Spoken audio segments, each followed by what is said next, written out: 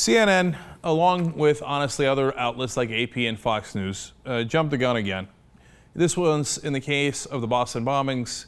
They were positive that the man had been arrested. Now, not all the media failed on this. NBC's Pete Williams insisted over and over again there was no arrest made, but CNN was insistent.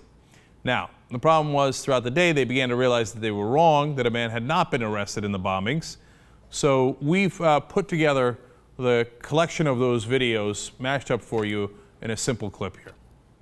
I was essentially told we have one person in focus. That's our focus right now. We're going to try to apprehend that suspect that they did concede. They had clearly identified. We are now told an arrest has been made. I shouldn't say this on TV, but this is a good time when TV unfolds way maybe faster. So there is a difference between the identification, which everyone can confirm now, right? Everyone is saying it.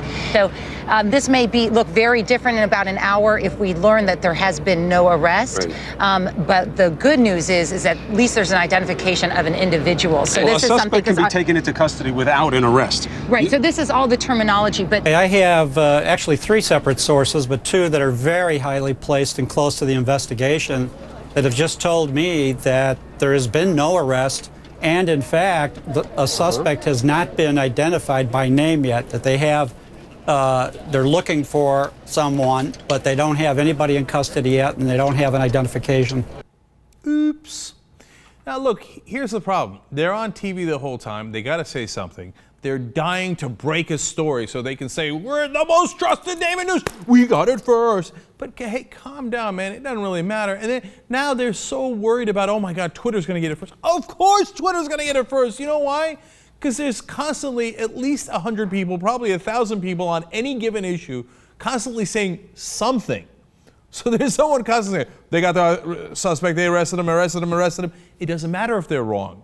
They're random dudes in the middle of the country. It matters if you're wrong. So you're not gonna beat Twitter. Calm down, okay? And it doesn't matter if you beat MSNBC or ABC News by a fraction of a second. To me, getting a prize for that is so silly. Why do you care so much? And then what does it do? It winds up embarrassing you anyway. Look, I don't even mind that they got this wrong that much. Okay, so then they fixed it a couple of hours later. So what? Or a couple of minutes later. I don't care. What I care a lot more about is that CNN doesn't do real investigative pieces, is not a real watchdog for the government, doesn't go in and find out what our government is up to and hold them accountable. Whether they get this a minute early or a minute late, just God, they care so much about things that are so inconsequential. So now John King wants to get more news out there, right? So he's going to throw out this little extra piece of speculation. A physical description was given to me of the suspect. Wolf, I want to be very careful here because this is a very sensitive information. The description given to me was that it's a dark-skinned individual, and I want to just stop there. Further descriptives were given by this source, but it was a background conversation, and I'm not willing to discuss it on the record right now. Given the sensitivity when we get into these things, you heard Governor Patrick saying yesterday, it's so important that the people of Massachusetts and the country, for that matter, in his words, turn to each other, not against each other. It was described to me as a dark-skinned male individual. You know, I love the preface. You know, I really want to be careful here, just as he's about to be extraordinarily uncareful. No, don't say it. If you're not sure, don't say it. So, is it a dark-skinned male? Who knows? There's now a new report saying that it's a white guy that was wearing a baseball cap backwards, which is about 50% of the males in Boston. Okay. So now look, this has consequences.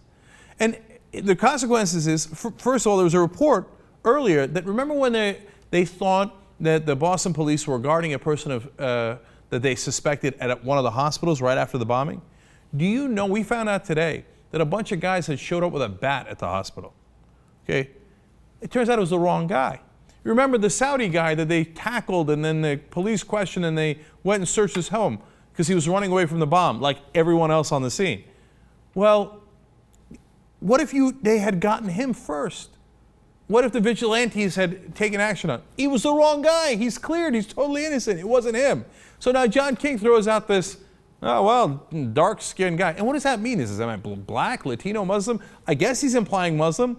And so Wolf Blitzer, without saying it, wants to imply it a little bit more. So he says this. And we can't say whether the person spoke with a foreign accent or an American accent or anything like that. That would be premature.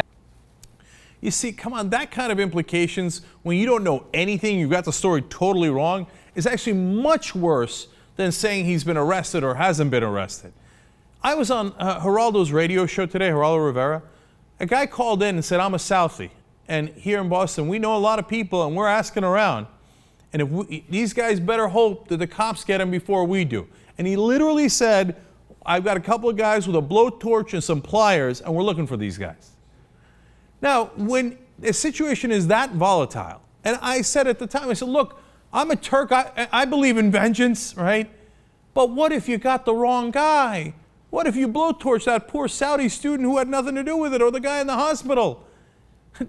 And then in the middle of this, CNN throws a little fire on the, or a little fuel on that fire by saying, oh, yeah. Okay, I should be careful here, but screw it, I'm not gonna be. It's a dark-skinned guy, might or might not have a foreign accent. You know what I'm saying? Yeah, we know what you're saying, and it's not the right thing at all. Now, look, the cops apparently have the suspect's picture in a video. Now, it doesn't mean he did it either. He's a suspect. Looks like he's putting a black bag in one of the garbage cans near the bombings. So they want to find that guy. Now, CBS News and others are reporting that they will release that picture either tonight or tomorrow morning. Now, if it turns out you know the guy, don't pull a CNN, okay? Tell the cops. Don't jump the gun. Don't make any conclusions. You could easily be wrong, especially if the report is right, that it's a white guy wearing a baseball cap. You're going to make a mistake. You have no idea if it's the right white guy with a baseball cap. It's Boston. They all look like that. So just, if you got information, give it to the authorities. Don't take things into your own hands. And apparently, don't listen to CNN. And remember, AP and Fox News got it wrong too. But the more important thing is stoking people up, not whether you got any particular fact right or wrong.